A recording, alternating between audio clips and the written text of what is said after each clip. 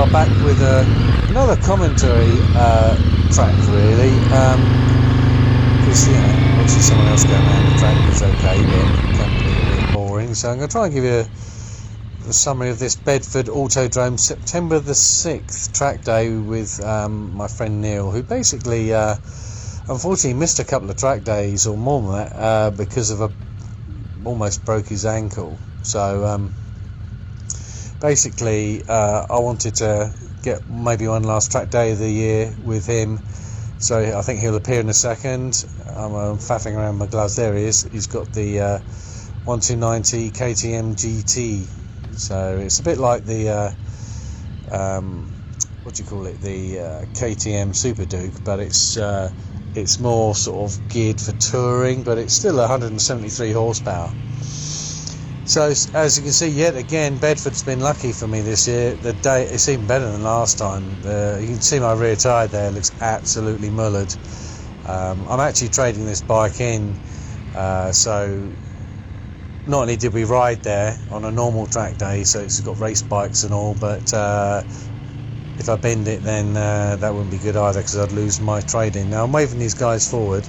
We're in the intermediates, which Neil was a bit worried about to begin with, because he doesn't know the track. But I said, just follow me. There he is. Just stick on my tail, and by now he's sort of getting used to the track. Now this one thing we mentioned when we had a chat afterwards was that he wasn't as enamoured with it as I was, but I said there's some really fast corners on this, really high speed corners. You're doing 67 miles an hour around the slowest blooming corners. It doesn't look like it, I know, because the tracks are wide, but it's a bit deceptive. So we're in the intermediates. There's this guy on this Quacker. I don't know what ZX type of bike it is. It's obviously a race bike. It could be a ZX10, it could be a ZX6R, I don't know. So yeah, that corner there, that's the one leading onto the fast straight, is about 67 miles an hour. Crazy, isn't it? It doesn't look like it. So what I'm doing here is, with this edit, I'm just virtually looking over my shoulder to see where Neil is. So I said we'd take it in quotes easy, and what happened is that I did anything but. So I just got these guys in front of me as targets, and I'm like, okay, this was like the fourth session of the day. This was blazing hot, 28 degrees plus, well, it felt like 28. And all of a sudden I just had this little devil inside me go, I need to catch up with these guys. Because when you're in the intermediates, you do overtake people, but not like, the actual headhunting that goes on in the novice group, where you prey on these poor souls that can't handle the bike very well, or they're new to biking, So I knew I can't. It was very self-evident I can't keep up with a lot of these, or any of these bikes, pretty much down the straight. So I'm doing my usual, brake late, try and stick on their arse, and see if I can catch up with them. So there's a little group of three here. So Mr. Orange Wheels there with his RST leathers, he's got good styling going on there. No, Neil's catching up a bit there, and I'm thinking, is he gonna go for it? But no, I didn't know that at the time. But here we go. My usual piss take move, under braking into the slowest corner on the track. So we've got two scalps there, nice. So we'll count the scalps as we go. That's the third. I don't know what bike he's got there, but this guy, he slowed up for some reason, really slowed up. I'm like, put me off. So I was like, I'm like, come on. I was like pushing him along. So I thought, okay, so we're up to three scalps so far. Here we go, scalp hunting number 4. Boom, there we go. Got four scalps. So that's good. So I was pretty happy, because my first session of the day, I went out in the advanced, and I changed the group because it was crazy. I think I did get blasted past a lot of people, but not as many as you'd think. I was holding my own, but they would catch up with me eventually. They would do. They got twice the horsepower. So I can't remember who goes past me now, but so this is the straight. You've got a lovely view of it there, and I think I've switched back there. I don't know whether the bloke in the Kawasaki went past. So he's catching up now. He's catching up. All right. Took his while to build up his speed there, actually. That's interesting. Oh, there's another scalp potentially. So up to 4 scalps, I think, did I say?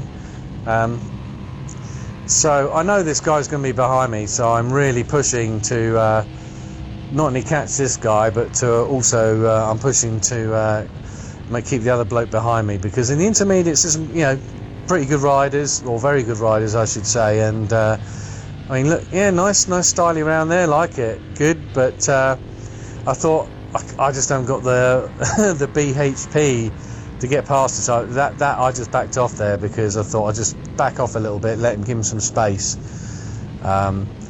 And unfortunately for this poor chap, I was a bit rude. I did a bit of a rude manoeuvre, which is not happening yet. Look at all those skid marks, all the cars going off the road. It's a bit worrying, isn't it? So yeah, nice apex there. So I'm like, yeah, barreling down here. I don't really know, and I'm like, sure, I can do him under braking. That was way off there. He left late. He's braking late. He's about to tip in, and I was like, oh. And you can't see it, but I waved to him. I apologised. He must have thought, you fucking idiot. So, and quite rightly so, because I basically I got my 5th scalp there for a bit of bad riding, really. And I do apologise. So if you ever watch this video, sir, I do apologise for that manoeuvre. But as you can see, you know, I'm pulling away a little bit there. So, you know, he deserved to be passed. So at this point, I must admit, I wasn't actually that concerned with what Neil was doing, because throughout all the sessions he'd been doing really well. So I thought, well, if he isn't on my arse yet, he soon will be. So I'm looking for my scalp number 6. So this looks like a distinct possibility, this one. Oh, hold on a minute. Who's this?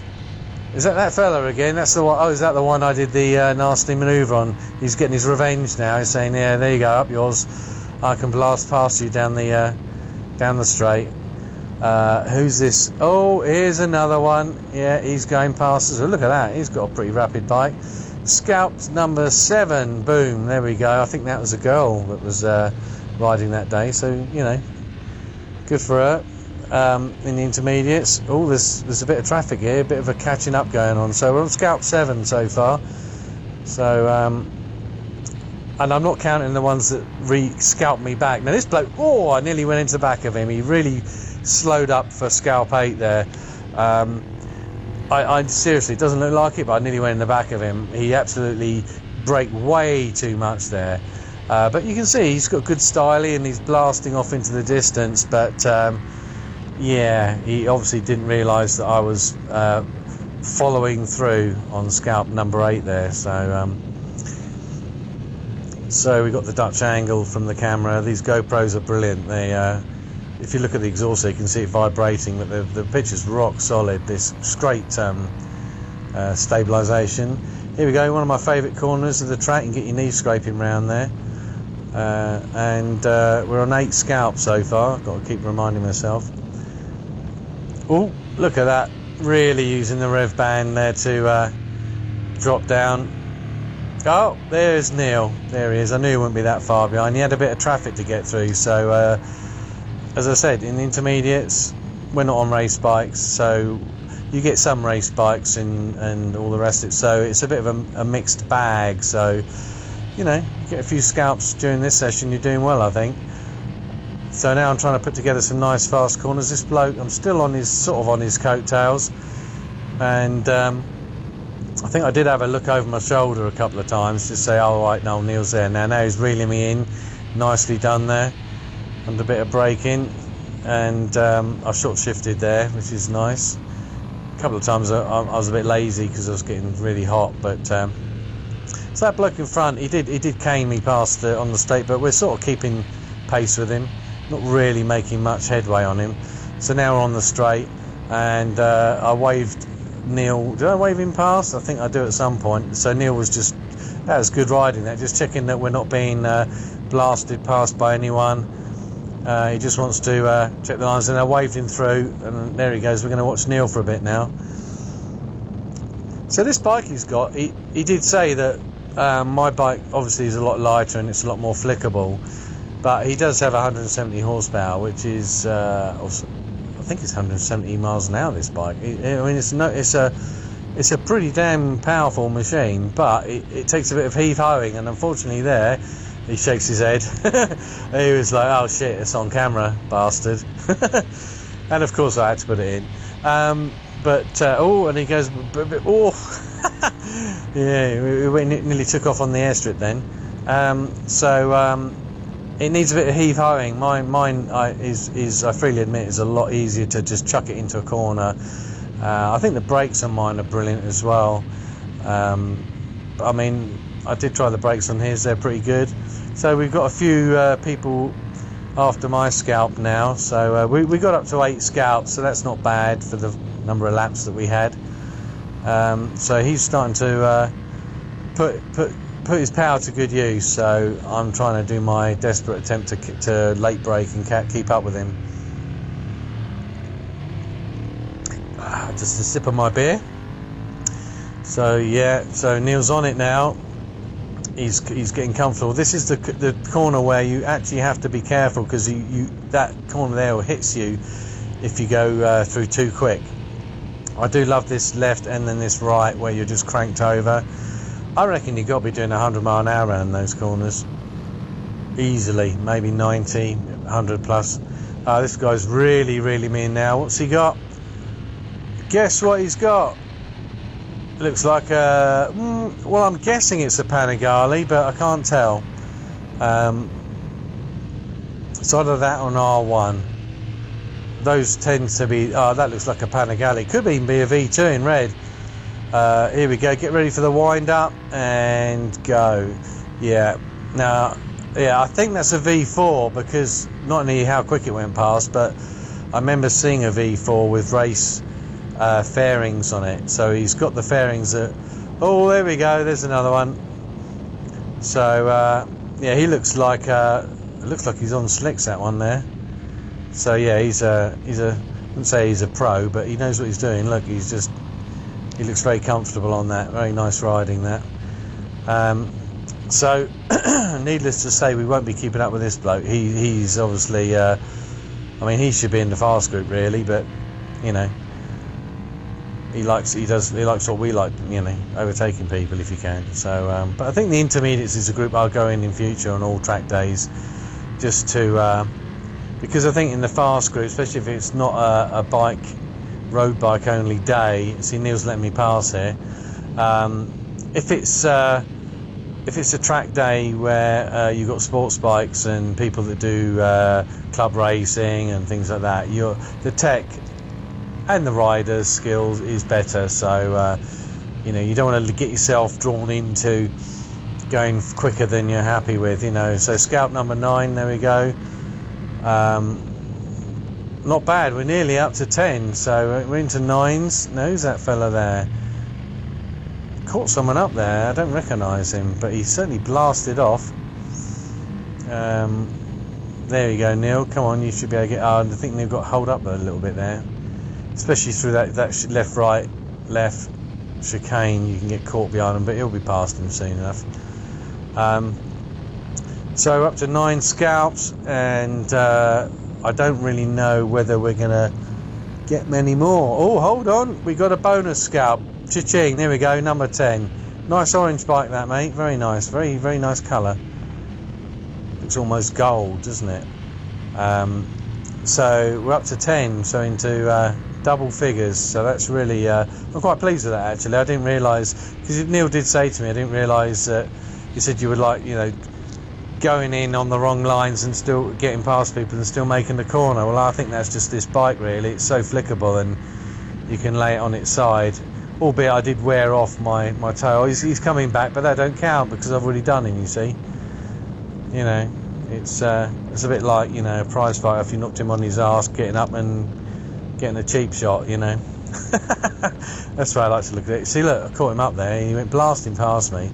So I think we're going to call this 11 Scalps. We just got him back, so that's a nice one. So that's a double whammy, that one. So he basically overtook me to give me another Scalp, which is fantastic. I was really loving these left-handers as well. As I said, I did have a toe slider stuck with contact adhesive on my right boot because the ground clearance isn't that good and I've got big feet, and I'd literally ground the boot down so the whole toe slider and the thing that it goes on was worn completely off. So and what happened is about two sessions in, it was gone. So I had to make sure I had my tippy toes back on the peg so I didn't actually wear my real feet down, because if you're cranked over at 80-90 miles an hour, it can happen very quickly. So and you end up with no toes, seriously. So got a bit of a clear track in front of me so I can concentrate on what I'm doing. This is a nice apex, a little bit wide, but a little bit of a judder there, which meant I wasn't really in the right gear. But as I said, with the V-twin, you can just just blast it out of there. So who we got here? So Neil's behind this fella. This is we have a new contender, new person coming into the fray on a white motorcycle. I don't know what that motorcycle is. It could be a Triumph actually. I think there was a 675. I mean, they're rapid bikes. They are. I can't really tell actually. I'm not very good at recognising the new bikes. Maybe it's a BMW, because some people obviously put racing fairings and things like that. Yeah, I'm keeping in front of him. He's trying to reel me in. Here he goes. I've got no doubt that once I get around this corner, he's going to cane it past me. And there it goes. Okay. Well, in about 2 weeks' time, or less than 2 weeks' time, I should be cracking out. Oh, here's another one. Should be cracking open a different motorcycle, and then my next video hopefully will be at Alton Park at the end of this month, and I'll be actually running in my new bike there on a track. So best place really, and it's also good to learn. I mean, I won't push it. I mean, it's a good place to learn how this new bike handles, and in a relatively safe environment really, because on the road you can't really understand how your bike's going to react to lots of late braking and things like that. So, and especially cranking it over on the road. I mean, when we actually came home, I think we're calling an end to this session now. I think I've got my arm up. So when we came home, Neil went off on the motorway, and it's always miserable, isn't it? The ride home from a good track day is just so crap, You just got 60 miles or more of just miserable motorway riding in the heat. What was I saying? I can't remember what I was saying there. But basically, there's my friend Gareth. He was there on his newly fixed Ducati, and we're going to reverse up, and that's it. That's my little chair that I bought. Bargain. Works really well. Anyway, hope you enjoyed the video, and catch you in the next one. Bye.